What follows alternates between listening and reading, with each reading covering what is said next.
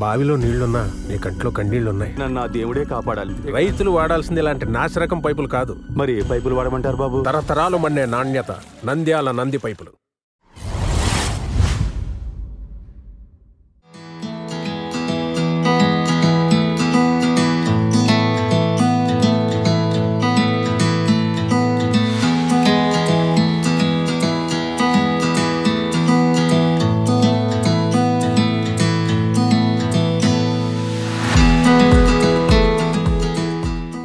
భగవత్ సేవా సమాజ్ వారి ఆధ్వర్యంలో నిర్వహించబడుతున్న సంజీవనగర్లో వెలిసిన శ్రీ కోదండరామాలయంలో ఆషాఢమాసం చివరి రోజు అంటే అమావాస్య 4/8/24వ తేదీ కాశీ విశాలక్షమ్మ వారికి ప్రీతికరమైన శాకాంబరి అలంకారంతో సాయంత్రం 6 గంటలకు సామూహిక ఉచిత కుంకుమార్చన కార్యక్రమం నిర్వహించబడుతున్నది.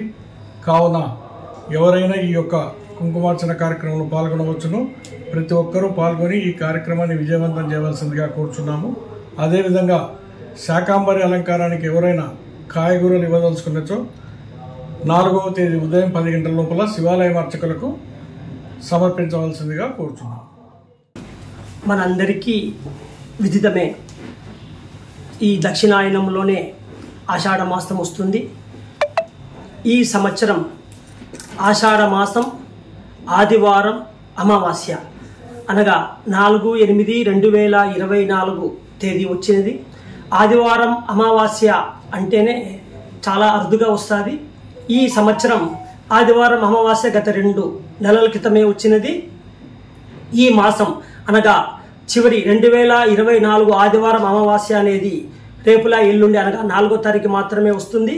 అందులో ఈ ఆదివారం అమావాస్య పుష్యమి నక్షత్రంతో కూడినటువంటి ఎంతో ప్రత్యేక దినం.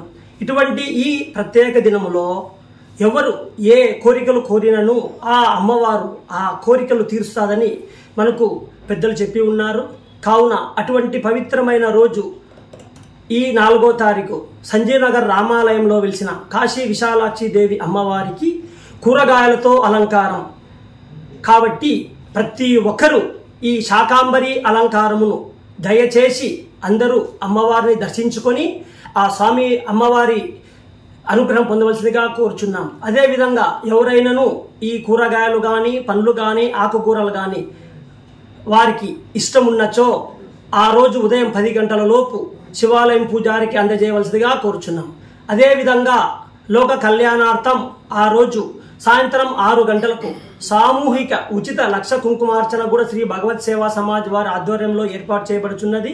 కావున భక్తాదులందరూ ఈ కార్యక్రమంలో పాల్గొని ఆ అమ్మవారి ఆశీస్సులు పొందవలసిగా కోరుతున్నాం.